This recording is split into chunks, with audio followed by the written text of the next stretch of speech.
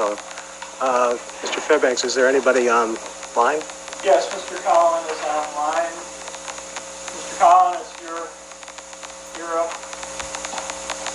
Can you guys hear me okay? Yes. Colin McNamara, 47 Grandview Street. I just want to jump on those comments from the two teachers aide or the paras that spoke. And if that isn't a perfect microcosm of what's been happening lately, where all this money gets dished out, but it doesn't really ever seem to hit the people that are actually doing the hard work face to face.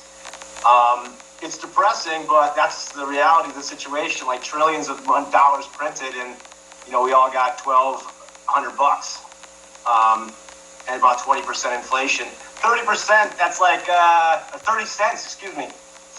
That's not even going to touch the 20% inflation we're currently living under. But let me jump into my comment. I just want to chime in and congratulate all the members of the BoE and the high school staff and the teachers on the recent rankings that MHS managed to grasp in regard to Connecticut high schools.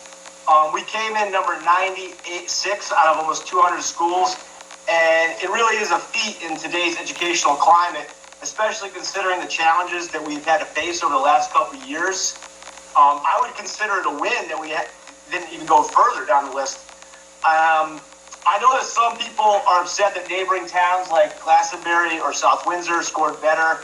Glastonbury came in 8th, and South Windsor's 34th, but I think we're right in that meaty part of the bell curve where we're not too pretentious, and we've consistently performed at lower than the expectations for our academic spectrum.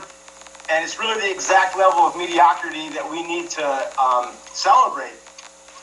Our test scores show that only 51% of students are proficient in math, and 32% are able to read at a grade appropriate level.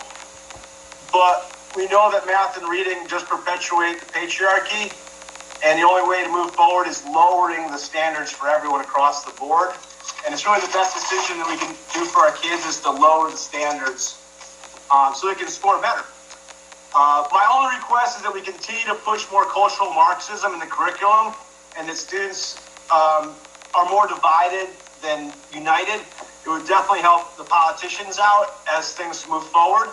I'd really encourage the promotion of more social justice-centered curriculum, moving away from hard sciences and math and history, literature. We all know that those subjects promote systemic racism.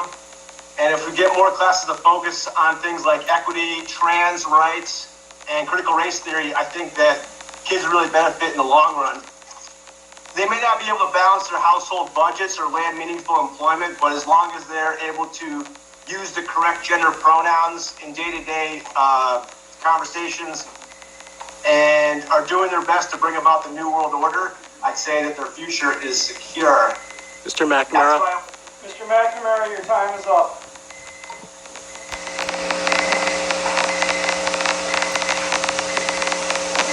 Great. Are there any other speakers, any other online speakers that we have tonight?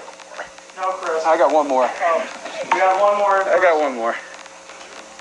Great, thank you. Norm Delore, resident of 47 Garden Grove Road.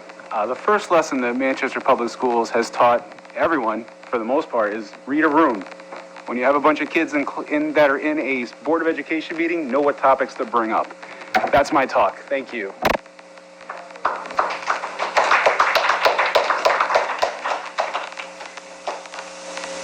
Great, thank you. Any other